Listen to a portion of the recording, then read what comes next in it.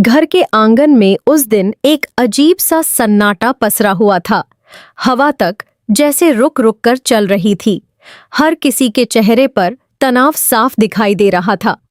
पिछले कुछ दिनों से घर में जो कुछ हो रहा था उसने सबकी नींद और सुकून छीन लिया था। और आज वो दिन था जब सच सामने आने वाला था। सरू सुबह से ही शांत थी, लेकिन उसके अंदर तूफान चल रहा था। उसकी आंखों में दर्द भी था और एक अडिग हिम्मत भी।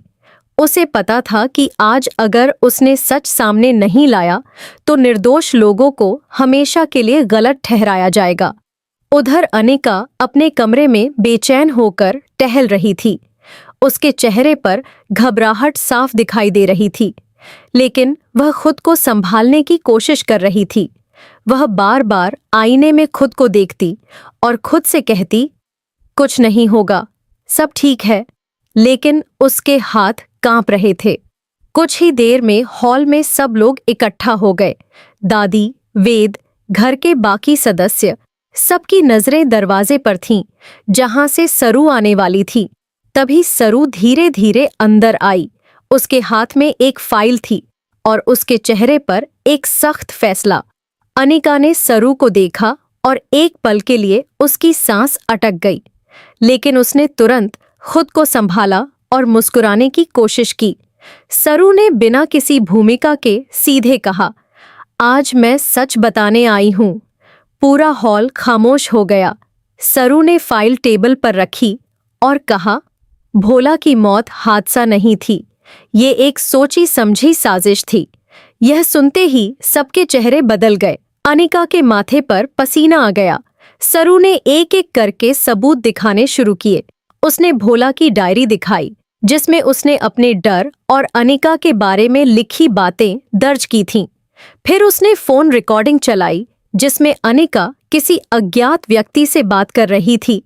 उसकी आवाज में डर और जल्दबाजी साफ थी। अनिका ने बीच में बोलने की कोशिश की, ये सब झूठ है, लेकिन सरू ने उसे रोका। झूठ नहीं, सच है, और आज ये सच सबके सामने आएगा। तभी सरू ने एक वीडियो चलाया। वीडियो में साफ दिख रहा था कि अनिका उस रात भोला के पीछे पीछे जा रही है। कुछ देर बाद सीढ़ियों के पास दोनों में बहस होती है और अचानक अनिका उसे जोर से धक्का देती है। भोला नीचे गिर जाता है। वीडियो खत्म होते ही हॉल में सन्नाटा छा गया।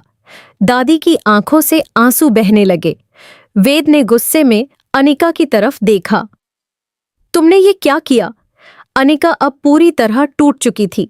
उसने पहले इनकार करने की कोशिश की, लेकिन सबूत इतने मजबूत थे कि उसके पास कुछ कहने को नहीं बचा।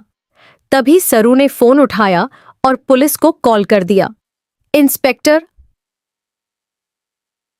अब आप आ सकते हैं। कुछ ही मिनटों में पुलिस घर पहुंच गई। इंस्पेक्टर ने अनिका से सवाल किए, लेकिन वह चुप रही। उसके चेहरे पर हार और डर दोनों थे। सरू उसके सामने खड़ी थी। तुमने सिर्फ भोला की जान नहीं ली, तुमने भरोसा भी तोड़ा है। यह सुनते ही अनिका रो पड़ी। उसने कांपती आवाज में कहा, मैंने ये सब जानबूझकर नहीं किया, वो मुझे ब्लैकमेल कर रहा था। लेकिन अब बहुत देर हो चुकी थी। इंस्पेक्टर ने आगे बढ़कर अनिका के हाथों में हथकड़ी लगा दी। जैसे ही हथकड़ी की आवाज गूंजी, पूरे घर में एक अजीब सा खालीपन फैल गया। अनिका को लेकर पुलिस बाहर जाने लगी। जाते जाते उसने एक बार सरू की तरफ देखा। उस नजर में गुस्सा भी था और एक अधूरा डर भी। घर के अंदर सरू एकदम शांत खड़ी थी। जैसे ही दरवाजा बंद हुआ, उसकी आंखों से आंसू बह निकले। उसने अपने अंदर जमा हुआ सारा दर्द बाहर निकाल दिया। दादी उसके पास आईं और उसे गले लगा लिया। तूने सही किया बेटी, भोला को इंसाफ मिल गया। वेद भी पास आया। अगर तुम हिम्मत नहीं करती तो ये सच कभी सामने नहीं आता। लेकिन कहानी यहीं खत्म नहीं होती। एपिसोड के आखिरी सीन में दिखाया जाएगा कि पुलिस वैन में बैठी अनिका अचानक मुस्कुराती है।